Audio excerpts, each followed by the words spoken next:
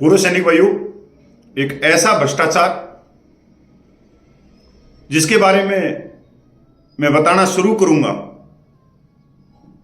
तो आपको नींद नहीं आएगी।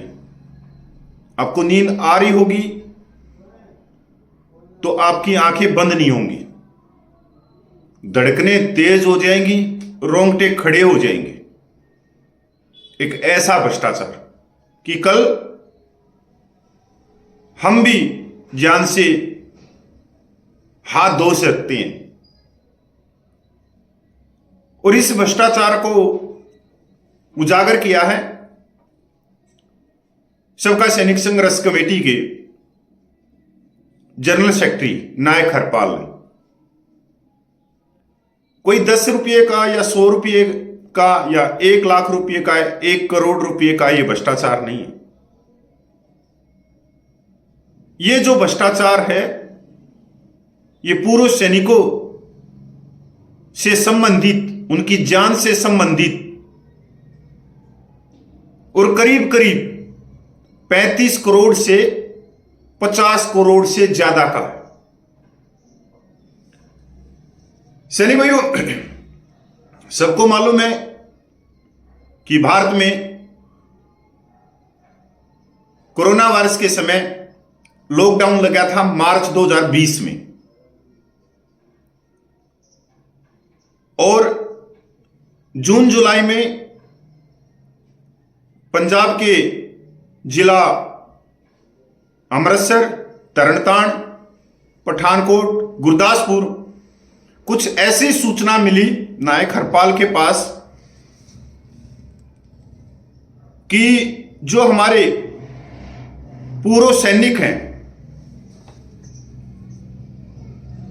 बड़े बड़े मेडिकल जो ईसीएचएच के पैनल पे हैं,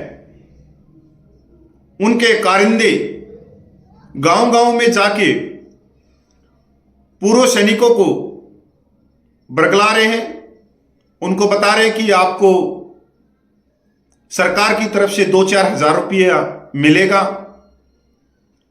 या कोई गिफ्ट मिलेगा, आप सिर्फ हमारे को ईसीएचएच का कार्ड दे दीजिए। और ये जो कारिंदे हैं बड़े बड़े मेडिकलों के, ये और कोई नहीं, ये भी पूर्व सैनिक ही थे, जवान जेसीओ। सैनिक भाइयों, यहां से वो कार्ड इकट्ठे करते और फर्जी तौर पे उन पूर्व सैनिकों को मेडिकल में एडमिट करवाते, जबकि वो रहते घर पे, और वहां से फर्जी बिलों के सारे क्लेम किया गया करोड़ों रुपया। जब नायक हरपाल के पास में ये चीजें पहुंची तो वो भी गांव गांव में कोरोना वायरस में उस समय घूमया और जांच करी अपने लेवल पे। बहुत सारी जो सबूत हैं, जो सामग्री है, वो इकट्ठी करी और एक मांग पत्र वो अगस्त के महीने में माननीय राष्ट्रपति, माननीय प्रधानमंत्री और माननीय रक्षा मंत्री को डालती हैं। और उसके बाद में बड़े लेवल पे रक्षा मंत्रालय हरकत में आता है। ईसीएचएच का मेन हेडक्वार्टर दिल्ली वो हरकत में आता है और वो एप्लीकेशन स्टेशन हेडक्वार्टर अमृतसर जाती है। इससे पहले मैं अपने आप को रोकना चाहूंगा, जैसे ही इस महाघोटाले का पर्दाफाश होता है तो नायक हरपाल के ऊपर धमकियां आने लग जाती हैं, क्योंकि कोई छोटी मोटी चीज नहीं थी। ये बहुत सारे मेडिकल थे, बहुत सारे जो मेडिकल थे, जो नेताओं के थे, उनके प्रेशर, उनके जो मतलब कहते हैं ना कि गुंडे भी रखे होते हैं, सारी चीजें चलती हैं। कि आपने ये एप्लीकेशन लिखी, एप्लीकेशन को उठाओ, ये करो, वो करो, बहुत सारे। पर नायक हरपाल को जब वो डरता नहीं तो उसको खरीदने की कोशिश की जाती है, वो तब भी नहीं बिकता। उसके बाद में ये इंक्वायरी पता लग गया कि ये जो नायक हरपाल है ये बहुत लंबे समय से पूर्व सैनिकों के सम्मान के लिए, न्याय के लिए संघर्ष कर रहा है और बहुत सारे आंदोलन करता है। और अगर इसके ऊपर और ज्यादा दबाव आया तो ये बहुत बड़ा लेवल पे यहां आंदोलन शुरू हो सकता है। इसके बाद में जब ये इंक्वायरी चली तो तरण तारण से ये अमृतसर स्टेशन में वहां इनको बुलाया जाने लगा। इनकी कई बार इनको बुला के इनसे जो सवाल थे वो पूछे गए।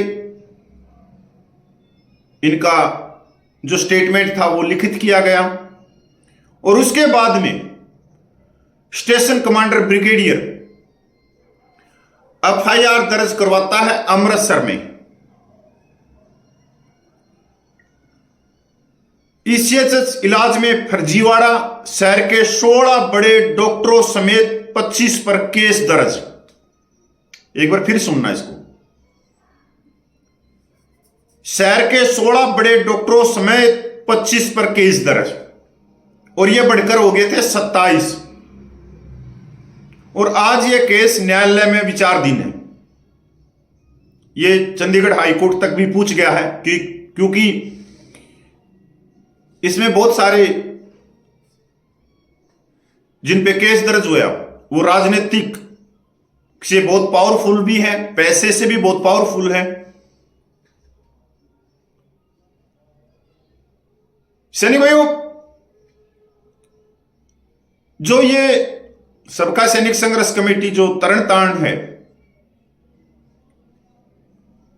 इन्होंने उस समय ये मेरे हिसाब से सबसे बड़ा भ्रष्टाचार उजागर किया था।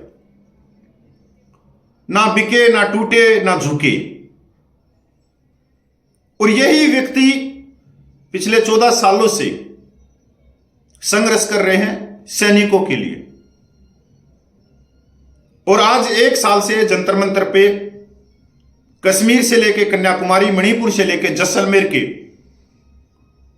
पूर्व सैनिक विधवा माता बहनों को न्याय दिलाने के लिए कठोर संघर्ष तपस्या कर रहे हैं। और हम उनको इनाम में दे रहे हैं, क्या इनाम दे रहे हैं उनको कि ये चंदा चोर है, ये पैसे लेके भाग गई, इनकी दुकानदारी है, हम उनको ये इनाम दे रहे हैं। शाबाश, मैं भी तालियां बजाता हूं आप लोगों की इस सोच के ऊपर कि जो व्यक्ति करोड़ों का भ्रष्टाचार को उजागर कर देता है वो व्यक्ति उस समय भी नहीं बिका और न ही टूटा। और इनकी सबकी जमानत हुई है, ये जेल में गए हैं, ये डॉक्टर जेल में गए हैं सारे के सारे। गूगल के ऊपर सर्च कर लेना, ये जितनी न्यूज आप देख रहे हो ना जो चल रही है, मेरे कान के इधर चल रही होगी या इधर चल रही होगी, ये लगा रखी, इंग्लिश न्यूज़पेपरों से लेके मीडिया के हर चैनल पे आपको ये चीज मिलेंगे नेशनल मीडिया में। हम उनको इनाम दे रहे हैं कि ये चंदा चोर, हम उनके पैर खींच रहे हैं। जो 20 फरवरी को ललकारा देके जो जंतर मंतर पे आए थे कि जवानों को इंसाफ मिले, न्याय मिले, हम उनके पैर खींच रहे हैं। उनको चंदा चोर बोल रहे हैं, पता नहीं क्या क्या बोल रहे हैं। मैं तो आपकी सोच पे तरस आता है, आप लोगों की सोच पे। कहते हैं, एक कहावत है ना, आंख में घी डालने, जिसने घी डाला उसी को लात मारी। तो आजकल का समय नहीं, आज का जो समय है वो कलयुग का है कि आप किसी की आंख में अगर देसी घी भी डालोगे तब भी वो आपको लात मारेगा। आज मैं ये क्यों बता रहा हूं, क्योंकि 1-2 दिन से ईसीएचएस का जो मामला उठा है, आप ये सोच रहे हो कि आपकी डिस्ट्रिक्ट में नहीं है या भारतवर्ष के किसी कोने में नहीं, ये हर जगह, हर उस कोने में है। ये कोई ECHH के अगर सही जगह से ऑडिट हो जाए, सारी चीजें निकलने लग जाए कि एम्बुलेंस जो खड़ी रहती है वो 24 घंटे रोड पे भी चलती है, पर चलती नहीं है। अरे हर चीज में। और इसमें ऐसा भी नहीं है कि ये जो प्राइवेट मेडिकल ही भागीदार है, नहीं नहीं, इनमें वर्दीधारी तक भागीदार है जिनका कमीशन जाता है बड़े लेवल तक। आप देखते होंगे जब भी किसी पॉलिक्लिनिक में जाते हैं तो आपको सिफारिश की जाती है कि आप फलाने मेडिकल में चले जाना। इनके मंथली पैसे बंधे हुए हैं, हर एक मेडिकल से कलेक्ट होता है पैसा, हर प्राइवेट मेडिकल से कलेक्ट होता है।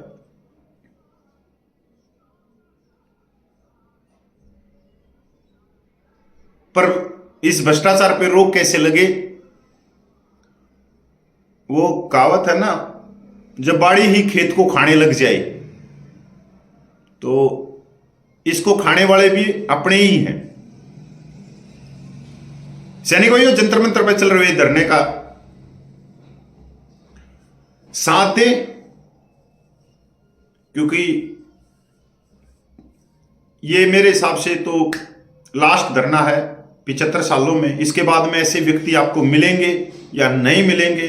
राजनीतिक रोटियां सेकने वाले तो बहुत आएंगे आप लोगों के पास में, बड़े बड़े कुर्ता पहन के प्रधान बन के गाड़ियों के अंदर चलते हुए बहुत आएंगे, पर वो संघर्ष नहीं करेंगे। वो सिर्फ प्रधानगी तक ही सीमित है और उनका एक बिल्कुल सीधा साधा एक टारगेट है जो राजनीतिक स्वार्थ है। वो आपकी संख्या बल किसी न किसी डिस्ट्रिक्ट में दिखाएंगे, भारत के किसी न किसी पार्टी को दिखाएंगे और वहां से वो अपने स्वार्थ को साधते रहते हैं, क्योंकि उनको वो नेता कुछ ना कुछ देते रहते हैं, उनकी जेब में रखते रहते हैं। जय हिंद, वंदे मातरम, जय भारत।